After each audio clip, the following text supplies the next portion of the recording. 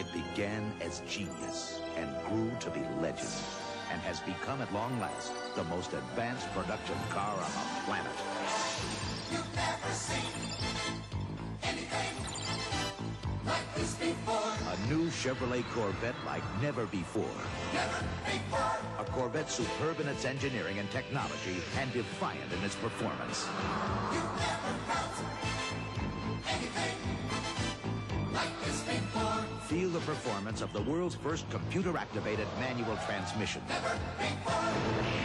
A Corvette with never-before available unidirectional turbine finned wheels and tires individually engineered for all four corners.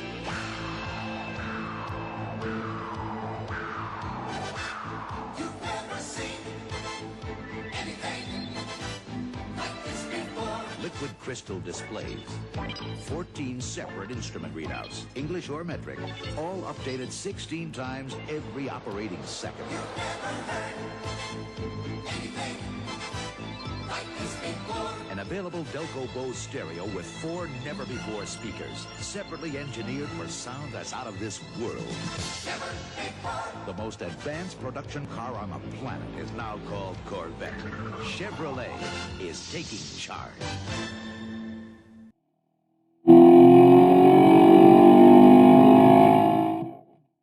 Hey everyone, I would like to inform you that the drawing for the Corvette steering hat is still going on. All you have to do is give this video a thumbs up, leave your comment down below, and smash that subscribe button. So a lot of people ask me which Corvette commercial I liked the most, and I liked the C4. It was just great. I think that commercial just stood out to me. You've never seen anything like this before. That part gets me every single time. Now I may have to buy a C4.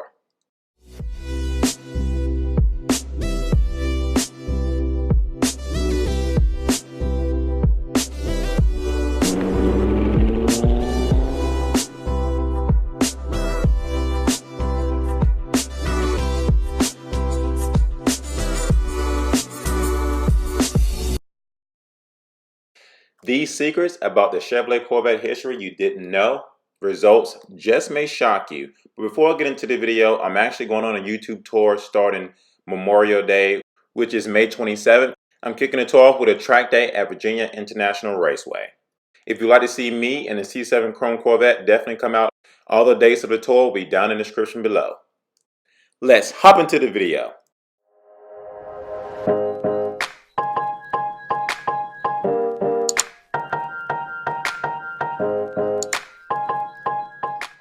Welcome back to the channel, ladies and gentlemen. I wanted to make this video because I want to bring out some secrets and facts about a Chevrolet Corvette that most people did not actually know about. I've been wanting to make this video for so long now, and I'm so glad to bring it to you all. I hope you enjoy it. It's definitely a video you want to watch all the way through because it's going to talk about facts about the Chevrolet Corvette, a car that we all love and came to know as far as being a front engine that you did or may not know about. So without further ado, let's go on with the first fact. In 1953, when GM executives were looking to name the new Chevrolet sports car, the assistant director of the public relations department, Myron Scott, which is currently placed in front of you, suggested the Corvette after a small renewable warship. The name was approved. So the Corvette name came actually from a small warship. I have never known that, actually digging and doing my research about the Chevrolet Corvette in general. That was pretty interesting, something intriguing to find out. And this guy, which is in front of us now, Myron Scott, I greatly appreciate you giving us the opportunity to drive something named after a warship because, you know, a lot of us, back our military and we appreciate everything that they do for us. And I appreciate you for actually naming the Corvette something that's very special that will stick in our heart. So once again, I want to thank, Myron Scott for giving us the opportunity to drive something so special. The Corvette brand is very special. The Corvette has become widely known as America's sports car. Automotive News said that after starring in the early 1960s television show Route 66, the Corvette became really famous and becoming both the most successful concept car in history and the most popular sports car in history as well. The first generation of Corvette was introduced late in the 1953. Originally designed as a show car for the 1953 Motorama display at the New York Auto Show, it generated enough interest to induce GM to make a production version to sell to the public. After learning that fact, it's very interesting because a lot of you, I said this in a previous video before, the mid-engine Corvette was actually supposed to be introduced to us at the New York Auto Show. There was lots of things that came into play regarding the marketing team couldn't agree on certain things, which is why it was postponed to not having its own special reveal. The reason why that was supposed to be revealed at the New York Auto Show because the very first Corvette was actually introduced at the New York Auto Show, so they wanted to do the next generation of a mid-engine Corvette at the New York Auto Show as well. It was pretty cool to know that this car was only supposed to be a show car and never supposed to win in production, but after GM saw all the people showing up for this car to take a look at it, they actually decided to make a production car, which turned this car into the Corvette that we know today. In 1955, the model year offered a V8 engine as an option. So a lot of people didn't know that the actual Corvette used to be a V6. And now I know a lot of people are concerned about the Corvette main engine possibly being a V6 twin turbo. And they're like, oh man, I can't believe GM will actually put a V6 in a Corvette.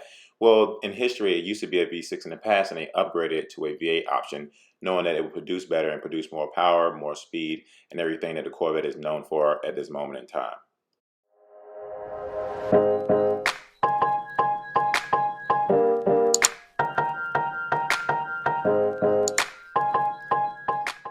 So on to the next generation Corvette from the C1 to now the C2.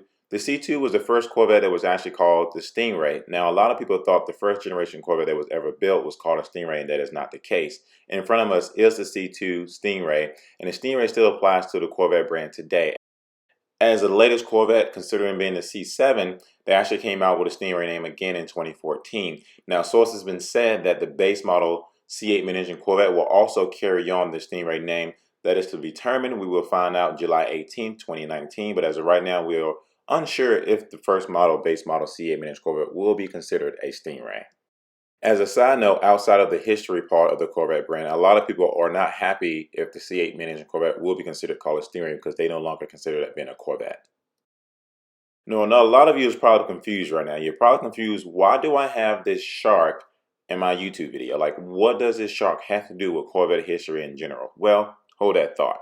A guy named by Mitchell actually went out fishing one day with his buddies, and he was part of the Corvette brand as well. And he went out fishing with his buddies that day and ended up catching a mako shark. Now, a lot of people's like, what the heck does this still has to do with the Corvette history? Well, let me keep on saying that the mako shark was actually part of the Corvette history as a whole. Let me tell you why.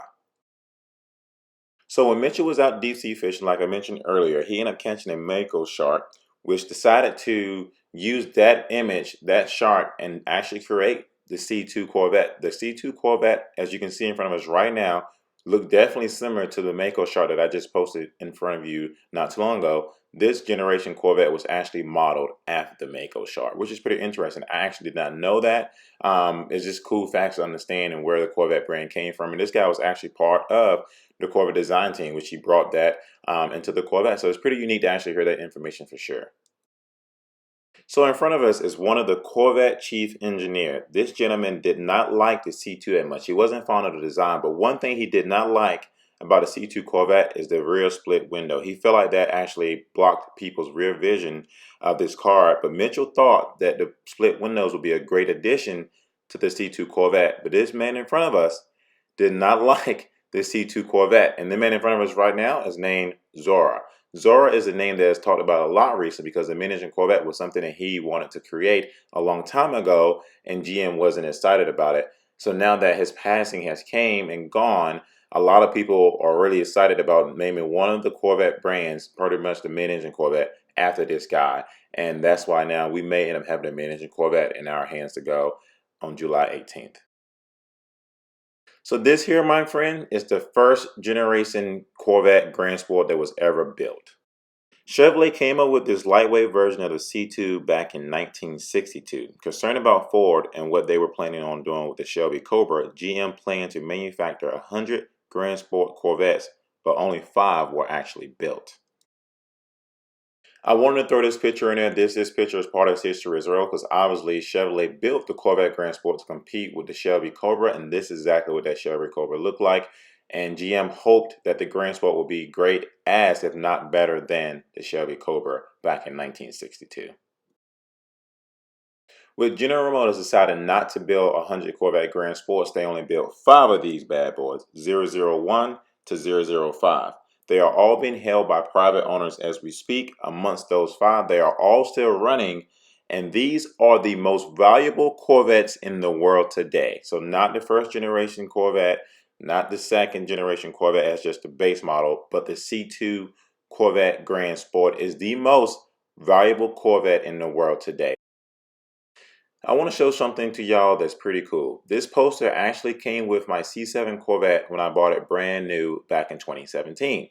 And this poster was actually shipped to me by Chevrolet along with that card you can see, which is an invitation to Ron Fellows Driving School. It was actually nice to see the history of the Chevrolet Corvette Grand Sport because I personally feel like it is the sweet spot between the Stingray and the Z06, depending on what you're looking for. But as you can see, the top picture is the first generation Corvette, the number 2, and then so forth and so forth and so forth. And you know, it was just something pretty cool that I thought I should put in a video. That way you can be able to see all generation Corvettes that were built before the C7 Corvette. So I want to throw this in there for food for thought. If you look at this car, this is the first generation Corvette, year 1955. They are selling this car for $129,000. This is the first generation Corvette ever. So you can imagine how much somebody will be selling their C2 Corvette Grand Sport. So this last and final picture is a picture of all the front engine Corvettes that was ever built from the first generation all the way up to the last C7 Corvette. I want to put this picture in there because I thought it looked great as far as the Corvette history. I hope you enjoyed some information I shared with you today. This is my first episode of Corvette history that I'm bringing to you. I want to bring Corvette history along the way as it continues to grow. And, you know, I appreciate you for watching this video and definitely pushing that subscribe button. All my personal contact information will be at the end of this video and also down in the description below. I had a lot of followers that showed me a lot of love and support by sending me things to be featured on the channel and, you know, buying merch from my website. I greatly appreciate each and every one of you for the support. I can't wait for the YouTube tour to start on May 27 as well. Those dates will be down in the description below. And I will bring probably some merch and things like that along so you don't have to order from the website. Some things like key tags and things like that. But I'm looking forward to meeting each and every one of you. And once again, I thank you so much for your support. And if it's your first time stopping by, my name is Clarence, and I would definitely love you to smash that subscribe button.